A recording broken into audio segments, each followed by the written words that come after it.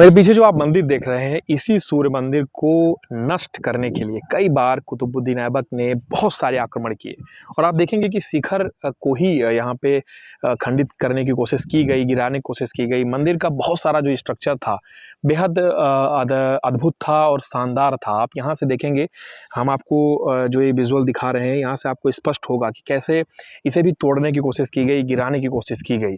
लेकिन इसे पूरी तरह से नष्ट नहीं किया जा सका। लेकिन आप ये समझिए कि कैसे मुस्लिम आक्रांताओं की जो एक छवि बनाने की कोशिश की जाती है कि वो अच्छे थे या वो चाहते थे कि सद्भाव हो। फिलहाल अब तक की जितने भी स्पॉट पे हम गए हैं, ऐतिहासिक स्पॉट में, जहाँ से भी भारतीय संस्कृति का जुड़ाव है, कहीं ये स्पष्ट नहीं होता कि मुस्लिम आक्रांता ये चाहते थे कि हिंदू धर्म, यानी जो हिंदू सनातन धर्म है, वो भी फले-फूले। आप देखेंगे कोशिशें बहुत कुछ हुई हैं, लेकिन ये स्पष्ट है कि जो ऐतिहासिकता है भारतीय संस्कृति की, वो आज भी इन ग्रेनाइट पत्थरों के सहारे जीवट खड़ी हुई है। और ये संदेश देती है उस युवा पीढ़ी को जो 21वीं सदी में ये सोचती है यूट्यूब और गूगल को देखकर कि भारतीय संस्कृति कैसी थी, कैसी नहीं थी, अनपढ़ थे, कैसे लोग थे। लेकिन इससे आपको समझ में आएगा कि इंजीनियरिंग बेमिसाल थी। हम आज एक पुल खड़ा करते हैं, वो कुछ हफ्तों, कुछ महीनों, कुछ सालों बाद गिर जाता है। लेकिन ये जो स्ट्रक्चर आपको दिख रहा है, ये लॉकिंग सिस्टम का स्ट्रक्चर है। जो ग्रेनाइट के पत्थर हैं, वो तराश करके एक बेहद उम्दा इंजीनियरिंग जिसे कह सकते हैं, उसके सहारे सिर्फ रख के जोड़ दिए गए हैं। इसमें ना तो किसी सीमेंट का प्रयोग हुआ है, ना तो किसी सरिया का प्रयोग हुआ है।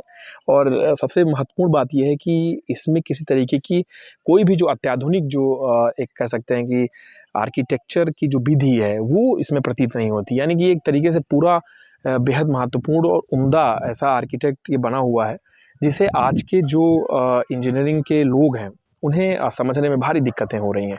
यहाँ पे आप देखेंगे जिस स्पॉट पे हम खड़े हैं, ये भी एक मंदिर का ही हिस्सा लग रहा है और ग्रेनाइट के यहाँ पे भी बहुत सारे पत्थर जो है पड़े हुए हैं। फिलहाल जो ये महोबा का क्षेत्र है, ये भी इन्हीं पहाड़ों से भरा पड़ा है।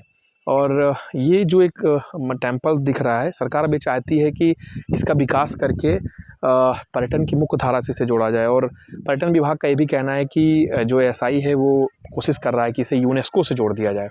यूनेस्को की अमूल्य धरोहरों में सूर्य मंदिर का भी नाम हो महोबा का, ऐसा सभी प्रयास कर रहे हैं।